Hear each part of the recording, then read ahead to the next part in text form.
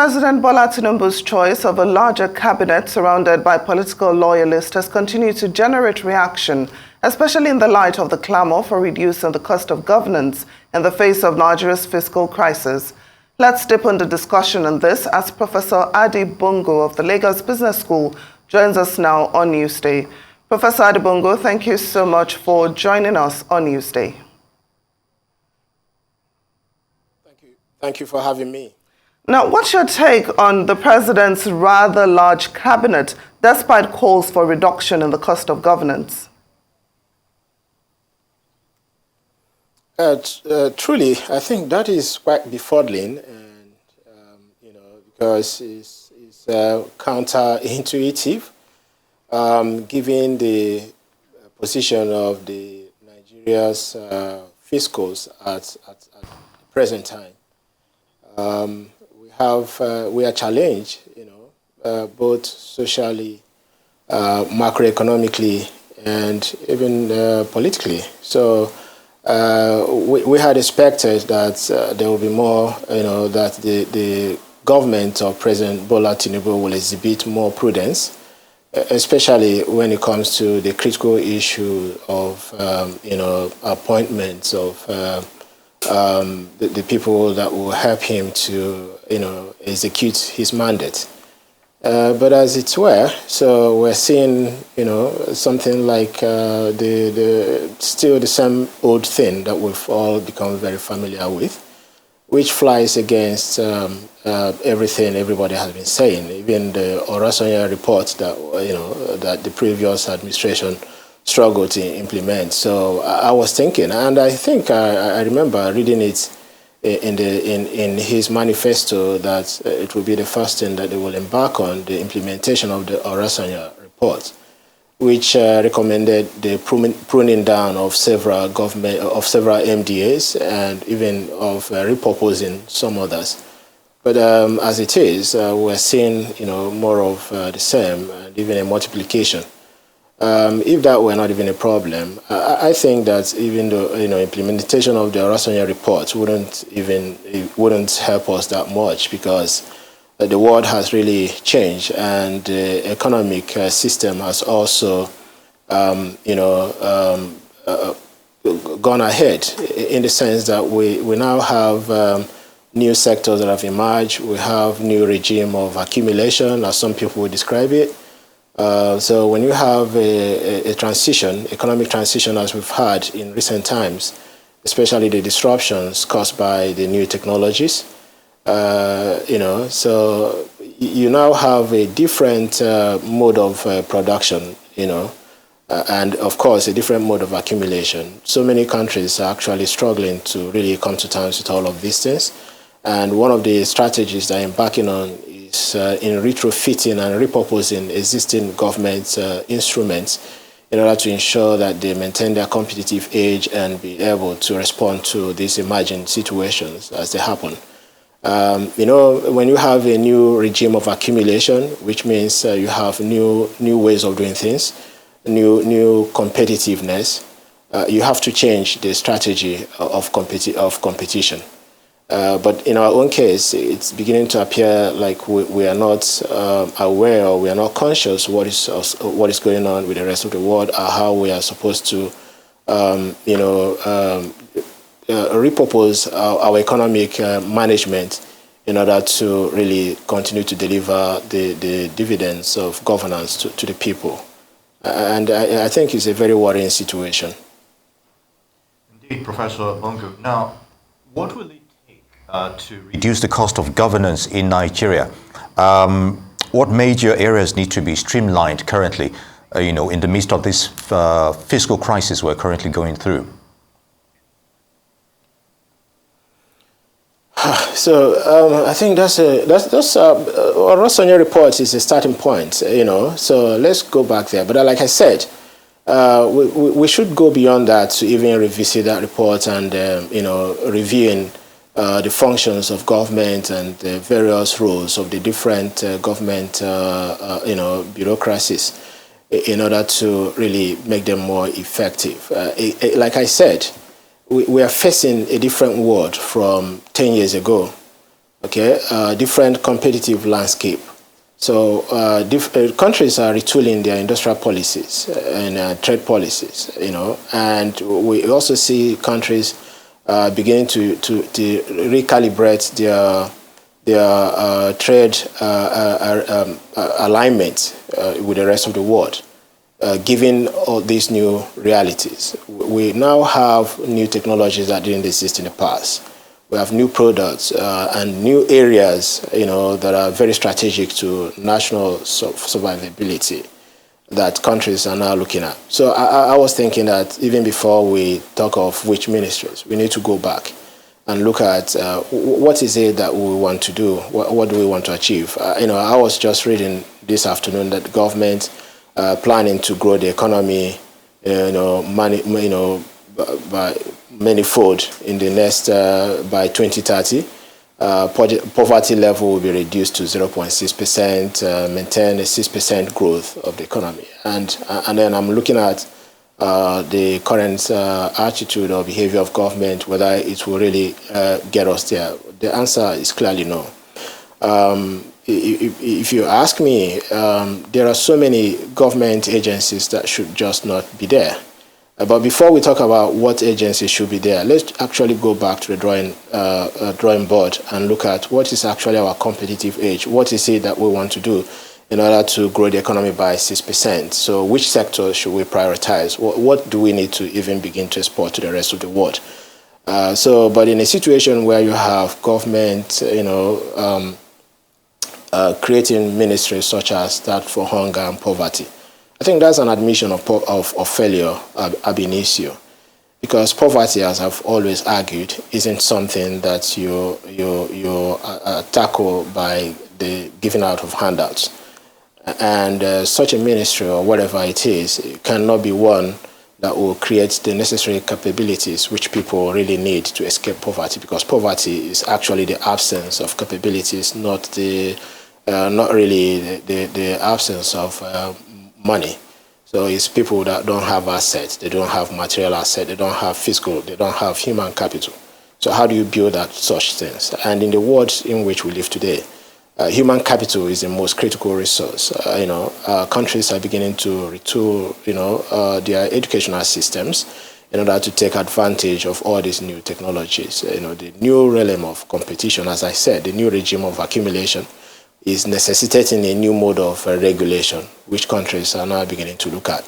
But unfortunately, in Nigeria, we are not prioritizing that. So rather than talking about which ministries need to be pruned down on, which we need to be eliminated, we need to look at it, go back to the drawing table. What is our industrial policy? What is our trade policy? Who should we be dealing with? And then when we have, streamlined all of this, then we can now see which of these agencies are relevant and which need to be repurposed or retrofitted in order to address the strategies that we want to embark on. Now, Professor, we are also aware of the high-level corruption that occurs in this ministry's departments and agencies. Now, I know there's been a lot of lip service paid towards fighting corruption, but very little results so far. Now, what impact is this having on our economic growth, and how can it be effectively tackled going forward, especially when you consider the fact that the president seems to be expanding his own cabinet instead of reducing it? Well, corruption, we need to, first of all, deconstruct corruption, because I don't think that even in countries that are doing very well, maybe the countries of Asia, because it's better to compare with Asia than Europe and America. So I wouldn't say that they have entirely eliminated corruption from their system. Actually, if you also go through the literature, the research has demonstrated that there could be beneficial corruption, then there will be the damaging type of corruption. I think what we suffer in this part of the world is more of the damaging type, the one that negates economic growth, and that is what raises your concern. Corruption, of course, is inimical to economic growth, especially the negative type of corruption. But then so contrast that to maybe some Asian countries, maybe Indonesia, which used to have the same level, or if not more, of corruption and nepotism. When you talk about crony capitalism, I think that phrase was invented in the specific case of Indonesia.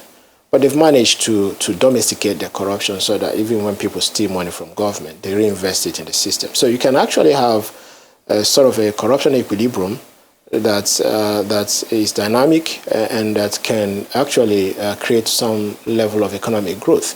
And then you can also have an equilibrium of corruption whereby, rather than using the instruments, the formal, legal, so to speak, instruments to redistribute the gains of governance, you can now have informal systems, which we may call corrupt, that again do the same thing. So eventually you attain the same level of economic equilibrium. Okay, so what we need to look at here is how do we design mechanisms that will discourage that negative type of corruption. Okay, but I can, I know why you're asking that is when you have multiplication of agencies, multiplicity of government bureaucracies, that actually enables the negative form of corruption. And I agree with you, so meaning that, since, in science, we talk about parsimony. The principle of parsimony, which is Occam's, William of Ockham, those who study philosophy will remember the Occam's razor, which is ends or beings should not be multiplied beyond necessity. So when you multiply beings beyond necessity, it simply means that you have, defeated the principle of parsimony. That goes against the rules of science, of prudence in science. So you're no longer running a scientific government, and you cannot, achieve efficiency or even effectiveness at any scale. So that is it. So yeah, when we have too many government agencies, that seems to encourage more of the negative sort of corruption. But I can understand, because there is a fundamental dilemma that I think the current government is facing. The government came to power on only 8 million votes out of 200 million Nigerians. So it means that there is need to cultivate some sort of political loyalty, maybe in the early days. So perhaps when they felt they would have satisfied those political interests, then government will now sit down to really begin the process of recalibration to do the right things. But right now, the way it is structured, it doesn't look like the government is actually interested in running an efficiency-driven administration. Very good, Professor Bongo. And still talking about the global best practices you alluded to earlier. The United States, talking about specifics now, has a cabinet of just 15 secretaries or ministers, as it were, with a bigger economy than Nigeria. Why can't we replicate same? Since we're also borrowing from their federal structure type of governance.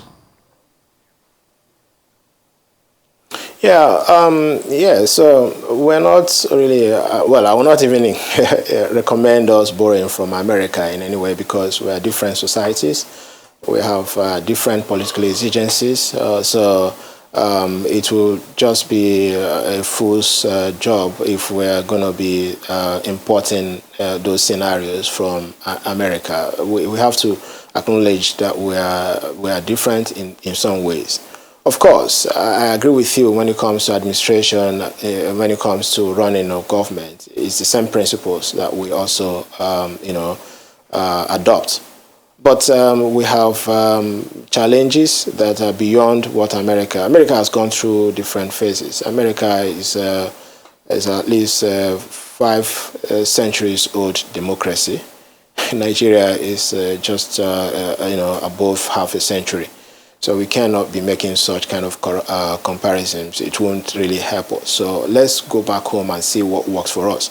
But as it is right now, yes, we agree, because government has actually carried its own audit in the past and recommended that some of its agencies are actually strenuous, superfluous, and needed to be cut down.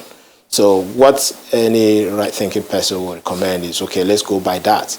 Like I'm saying, we need to go beyond that even to further conduct a new audit, not just the audit of trying to rationalize government agencies, but the audit of trying to understand where are we in the regime of accumulation. what do we want to achieve as a nation? It's just one thing to say that we want to grow economy by 6% annually and then reduce poverty by 0.6%, and then you are creating a ministry that will be giving people money. That doesn't make sense, actually. So we have to be looking at where is the competition. The other day, Kenya, an African country, is signing new trade agreements as if, in contravention of the African Continental Free Trade, agreement. So they have a new trade agreement with some countries in Europe, bilateral trade agreements, based on specific, products and things. So where are we? Which country has Nigeria signed any sort of bilateral trade agreement with? None. And then what are we actually producing for the rest of the world? What is our competitive, advantage as a nation? So these are the core issues that need to drive this administration. So right now, apart from, again, still the crude oil that we're selling, we're not exporting anything to the rest of the world. So, if that is not worrying anybody in government, then that means perhaps they haven't understood what their challenge is and the precarious situation that Nigeria's the precarious fiscal situation that we're currently in.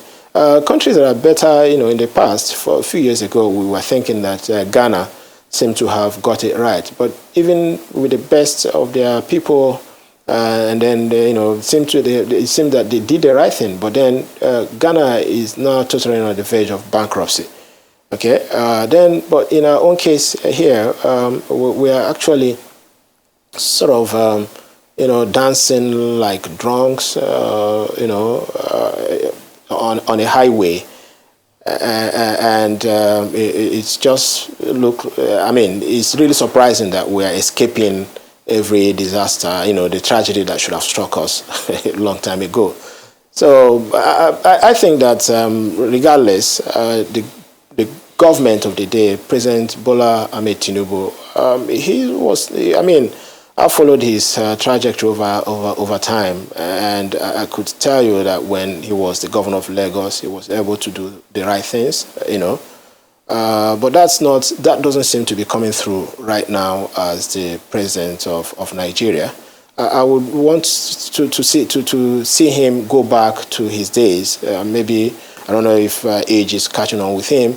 He needs to go back to his days as the governor of Lagos and begin to adopt those same principles that helped him to be successful, to rebuild the Lagos into one of the most thriving economies in Africa. That needs to happen, and that means that he needs to, maybe review the caliber of people that he has to bring to work with him. I haven't had opportunity to speak to that, but when you look at some of the people he has appointed beyond the multiplication, but the people who are manning the key ministries, you begin to ask yourself, well, what have these people got to offer, really?